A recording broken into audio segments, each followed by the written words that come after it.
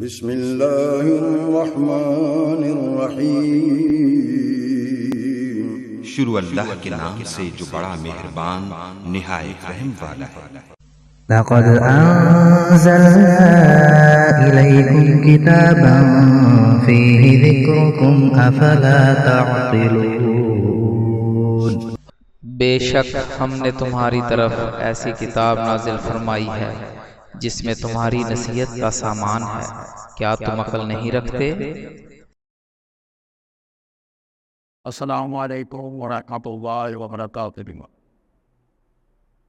الحمد للہ الذی ہدانا لہذا وما كنا لنهتدی لولا ان هدانا اللہ، واشهد ان لا الہ الا اللہ وحدہ لا شریک له، واشهد ان محمدا عبدہ ورسولہ۔ اعوذ باللہ من الشیطان الرجیم، بسم اللہ الرحمن الرحیم۔ یا ایھا الذین آمنوا، حاضرین مجلس، اللہ کی توفیق سے ہم نے یہ آیت کریمہ پڑھی۔ اللہ تبارک و تعالیٰ ہم سب کو ایمان والا بنائے۔ اور آج کا ہمارا جو بیان ہے اس کا موضوع بھی ایمان والے۔ ایمان والے کون سے ہوتے؟ حضرت عمر رضی اللہ تعالیٰ عنہ بیان کرتے ہیں، ہم نے اپنی زندگی کے طویل عرصے میں یہ دیکھا ہے کہ جو لوگ پہلے ایمان لائے تھے اور قرآن بعد میں نازل ہوا، ان کا بات کرنے کا مقصد یہ ہے، حضرت عمر رضی اللہ تعالیٰ عنہ، کہ میں نے اپنی ایک لمبی زندگی گزاری اور اس میں نے یہ دیکھا کہ ہم لوگ اور دوسرے لوگ ایمان لے آئے، لیکن جو قرآن ہے وہ بعد میں نازل ہے۔ اور قرآن کے نزول کے بعد ہم سب کو یہ پتہ چلا کہ حلال و حرام کیا ہے۔ جیسے جیسے قرآن پاک نازل ہوتا رہا، ہمیں شریعت کے متعلق دین کے متعلق پتہ لگتا رہا۔ جو کچھ قرآن پاک میں بیان کیا گیا اس کو سمجھا جائے۔ حضرت عمر رضی اللہ تعالیٰ عنہ نے فرمایا کہ میں نے ایسے کئی لوگوں کو دیکھا ہے کہ ان کو اگر قرآن پڑھنے کے لیے دیا جائے تو وہ اول سے لے کر آخر تک سارا قرآن پڑھ لیتے، لیکن انہیں یہ پتہ نہیں ہوتا کہ کس جگہ پر کون سا حکم ہے اور کس جگہ پر رب تعالیٰ انسان کو اپنے مخلوق کو ڈانٹتا ہے۔ ایسے طریقے سے قرآن نہیں پڑھنا چاہتا کہ اس میں کسی بھی بات کی سمجھ نہ آئے۔ یہ حدیث پاک میں نے بیان کی، مستدرک حاکم میں 101 نمبر حدیث ہے۔ تو پتہ یہ چلا کہ جب تک ہم قرآن کو سمجھ کر نہیں پڑھیں گے، ایمان ہمارے دلوں میں نہیں سما سکتا، ہم ایمان والے نہیں بن سکتے۔ اور اس کا سب سے آسان ذریعہ سرکار دو عالم صلی اللہ علیہ وآلہ وسلم کی زندگی ہے۔ اللہ پاک نے قرآن پاک میں جگہ جگہ ایمان والوں سے خطاب فرمایا، یا ایھا الذین آمنوا، اے ایمان والو، یہ کہہ کر اللہ نے مخاطب کیا اپنی مخلوق کو۔ اللہ پاک نے ان لوگوں کو باقی لوگوں سے الگ انداز میں پایا۔ مخلوق تو بہت ساری ہے، لیکن اللہ پاک نے بار بار فرمایا تو یا ایھا الذین آمنوا، اے ایمان والو۔ آج ہم یہ جانیں گے کہ ایمان والوں کی زندگی آخر عام لوگوں سے مختلف کیسے ہے؟ اللہ نے ان کو کیوں پکارا؟ ہمارے آقا صلی اللہ علیہ وآلہ وسلم نے لوگوں کو سب کچھ بتایا سمجھایا جس سے وہ ایمان والے بن سکتے ہیں، لیکن جب ہم چاہتے ہی نہیں کہ ایمان والے بن جائیں تو کیا رب محمد صلی اللہ علیہ وسلم کی رحمت ہوگی؟ نبی صلی اللہ علیہ وسلم کا صدقہ ہمیں ملے گا؟ اس کا جواب یہ ہے کہ کبھی ہم جب قرآن اور غور نہیں کریں گے تو ہمیں ثواب تو ضرور ملے گا، لیکن ہم ایمان والے نہیں بن سکتے۔ صرف ثواب کی نیت سے اس کو پڑھا جاتا ہے۔ ہاں، آپ یہ کہہ سکتے ہیں کہ ہم نے گواہی دی ہے۔ جب آپ قرآن پڑھتے ہیں تو اس میں ہم یہ کہتے ہیں کہ ہمارا معبود سچا ہے، ہمارے محمد صلی اللہ علیہ وسلم اللہ کے رسول اور بندے ہیں، ہمارا رب ایک ہے، ہم نماز ادا کرتے ہیں، رمضان پاک کے روزے رکھتے ہیں، زکوٰۃ ادا کرتے ہیں، حج کی سبیل جو بندہ رکھتا ہے وہ حج ادا کرتا ہے۔ اس سے اب ایمان والے نہیں بنے۔ میرے دوستو، یہ اسلام ہے، ایمان نہیں۔ جتنی میں نے باتیں گنوائی ہیں کہ ہم روزہ رکھتے ہیں، حج کرتے ہیں، نماز پڑھتے ہیں، یہ کیا ہے؟ اسلام۔ یہ وہ خود سے نہیں کہہ رہا۔ حضرت سیدنا عمر بن خطاب رضی اللہ تعالیٰ بیان کرتے ہیں کہ ایک روز ہم رسول اللہ صلی اللہ علیہ وسلم کے پاس بیٹھے تھے،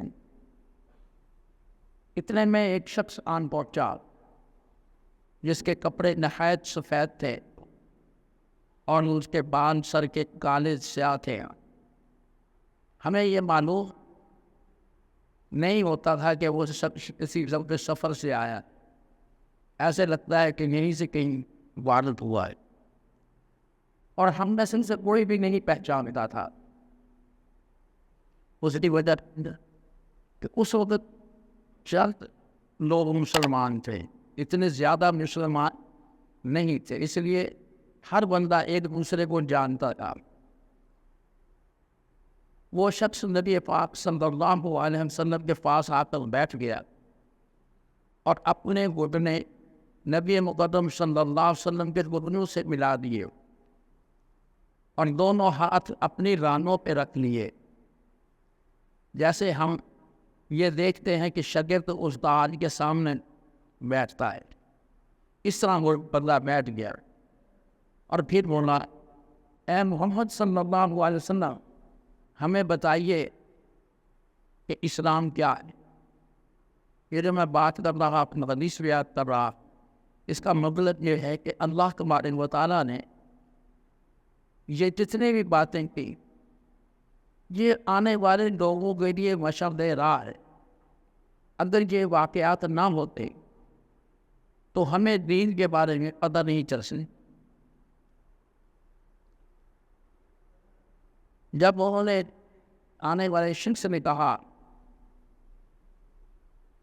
کہ اے محمد صلی اللہ علیہ وسلم، ہمیں اسلام کے بارے میں بتائے کہ اسلام کیا ہے، آپ صلی اللہ علیہ وسلم نے ارشاد فرمایا، اسلام یہ ہے کہ تو گواہی دے، یعنی زبان سے کہہ اور دل سے یقین کر کہ کوئی معبود سچا نہیں سوائے اللہ کے، اور محمد صلی اللہ علیہ وسلم اس کے بھیجے ہوئے ہیں، اور قائم کرے نماز کو اور ادا کرے، اور زکوٰۃ کو ادا کرے، اور رمضان مبارک کے روزے رکھے، اور اگر اس میں استطاعت ہے تو وہ سبیل رکھتا ہے تو حج ادا کرے، خانہ کعبہ میں ضرور جائے۔ یہ صحیح مسلم میں ہے اور 93 نمبر حدیث ہے۔ آپ صلی اللہ علیہ وسلم نے فرمایا کہ یہ اسلام ہے۔ جو آقا دو جہاں صلی اللہ علیہ وسلم نے فرمایا، مطلب یہ کہ سب اعمال ظاہر کرتے ہیں، جو بھی آپ نے اس بندے کو حکم دیا، آپ مسلمان ہیں، جو یہ سب کچھ کر رہا ہے وہ صرف مسلمان ہے۔ ایمان اور مومن اگلی منزل کا نام ہے، ایمان اگلی منزل کا نام ہے۔ یہ ساری باتیں کرنے سے، جیسے پہلے میں نے عرض کیا کہ اندر آپ نماز پڑھتے ہیں، قرآن پڑھتے ہیں، آپ حج کرتے ہیں، آپ روزے رکھتے ہیں، اس کا مطلب یہ ہے کہ آپ مسلمان ہیں، لیکن آپ یہ نہیں کہہ سکتے کہ ہم ایمان والے۔ اللہ اکبر۔ اگر ہم اس کے مسافر بننا چاہتے ہیں، ایمان والے، اور اپنی آخری منزل اس کو سمجھ لیں جو مسلمان کیا، تو پھر آپ ہی ان لذتوں سے ناآشنائی ہی رہیں گے۔ آپ اب ان لذتوں سے، جو دنیا کی لذتیں ہیں، اس سے ناآشنا رہیں گے، جو مومن کو اللہ اور اس کے رسول صلی اللہ علیہ وسلم کی قربت میں نصیب ہوتی ہے۔ اب آپ کو ایک واقعہ سناتا ہوں، ایمان کیا ہے۔ سرور کائنات صلی اللہ علیہ وسلم سے پوچھا گیا کہ بتائیے ایمان کیا ہے۔ آپ صلی اللہ علیہ وسلم نے فرمایا، ایمان یہ ہے کہ یقین کرے دل سے اللہ پر۔ یقین کی بات آ گئی، سنو مومنو۔ سورۃ آل عمران میں آیت نمبر 173 جو ہے، اس میں اللہ پاک نے ارشاد فرمایا، الذین قال لهم الناس ان الناس قد جمعوا لکم فاخشوہم فزادہم ایمانا وقالوا حسبنا اللہ ونعم الوکیل۔ یہ وہ لوگ ہیں جن سے لوگوں نے کہا مخالف لوگ تمہارے مقابلے کے لیے بڑی کثرت سے جمع ہو چکے ہیں، سو ان سے ڈرو۔ اس بات نے ان کے ایمان کو اور بڑھا دیا۔ وہ کہنے لگے ہمیں اللہ ہی کافی ہے، اور وہ کیا اچھا کارساز ہے۔ یہ جو آیت میں نے بیان کیا، یہ اس لیے نازل ہوئی کہ ایک جہاد پر جانا تھا، نبی پاک صلی اللہ علیہ وسلم نے اعلان فرما دیا، تو جو مسلمان تھے وہ تھوڑے تھے، جو کافر تھے یا منافق تھے انہوں نے ان کو ڈرانا شروع کیا۔ بظاہر وہ مسلمان نظر آتے تھے، لیکن وہ ایمان والے نہیں تھے، مسلمان بھی نہیں تھے، وہ دکھاوے کے طور پر مسلمان تھے، اندر سے وہی کافر ہی کافر تھے۔ تو انہوں نے ان کو ڈرایا کہ بھی وہ بہت زیادہ تعداد میں لوگ ہیں، تم بہت تھوڑے سے ہو۔ انہوں نے کہا، جواب دیا کہ ہمارے لیے اللہ ہی کافی ہے، ہماری مدد اللہ نے کرنی ہے، اللہ بہت اچھا کارساز ہے، وہ وسیلہ بنانے والا ہے۔ اس لیے اللہ تبارک و تعالیٰ نے یہ آیت اتاری۔ لیکن آج ہم اللہ پر توکل نہیں کرتے۔ بولیے کرتے ہیں بھائی؟ یار بولو تو صحیح، توکل نہیں کرتے۔ آج عالم یہ ہے کہ کافر کو کثرت میں اگر ہم دیکھتے ہیں، اس کے ساز و سامان کو دیکھتے ہیں، تو ہم یہ کہتے ہیں کہ یار ہم ان کا مقابلہ نہیں کر سکتے، ان کے پاس بہت بڑی ٹیکنالوجی ہے۔ اب اس کے متعلق بھی ایک میں بات آج کے دور کی بتا کر، بہت عرصے پہلے ایران پہ امریکہ نے حملہ کر دیا۔ اس وقت ان کا جو امام خمینی تھا، مبشر اقتدار، اس نے رات کو حکم دیا اپنی پوری قوم کو کہ باہر آؤ اور سجدے میں گر جاؤ اور اللہ سے مدد مانگ۔ کیا بات ہے یار، اس کو کہتے ہیں ایمان۔ جب انہوں نے اللہ سے مدد مانگی، آپ یقین کریں کہ اللہ تعالیٰ نے ایسا ایک طوفان برپا کر دیا ہوا میں کہ جو وہ جہاز حملہ کرنے کے لیے آئے وہ آپس میں ٹکرا گئے اور بھاگ گئے۔ اس کو کہتے ہیں ایمان۔ اسی طرح میری آنکھوں سے دیکھا ہوا حال ہے لاہور ایک ہاسپٹل میں پٹھان لوگ تھے، وہ ایک عورت کو لے کر آئے، اس کے بچہ جنم دینا تھا، بچہ پیدا ہونا تھا، تو ڈاکٹر نے کہا کہ آپریشن ہوگا۔ انہوں نے کہا بھائی آپ مرد ہیں، ہم آپ سے آپریشن نہیں کرائے۔ آپ یقین کریں کہ وہ 12 آدمی تھے، وہ وضو کیا اور سجدے میں گر گئے۔ ابھی انہوں نے سر نہیں اٹھایا، بچہ پیدا ہو گیا۔ وہ آپریشن کوئی نہیں ہوا۔ اس کو کہتے ہیں ایمان۔ لیکن ہم اس ایمان سے خالی ہیں، ہمارا دل سیاہ ہے، کیونکہ ہم حلال نہیں کھاتے۔ ہم اکثر کہتے ہیں نا یار دعا قبول نہیں ہوگی۔ او بھائی دعا کیسے قبول ہو؟ ہمارے اندر تو حرام کا لقمہ جا رہا ہے۔ جو حلال کھانے والے ہیں ان کی دعا اللہ تعالیٰ بہت جلد قبول کرتا ہے۔ تو میرے دوستو، بات صرف ایمان کی ہو رہی ہے۔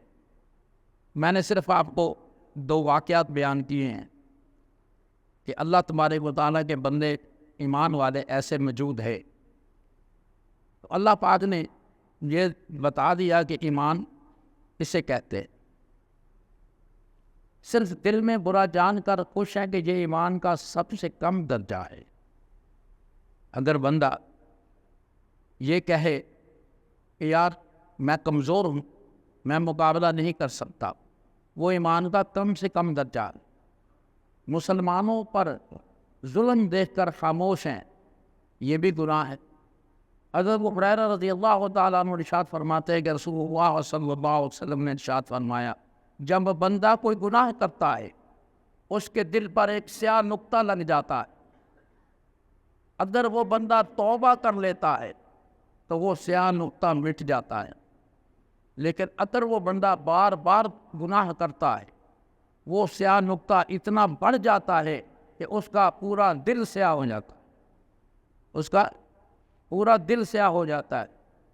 اس کا ذکر اللہ تعالیٰ نے یوں کیا، کَلَّا بَلْ رَانَ عَلَىٰ قُلُوبِهِمْ۔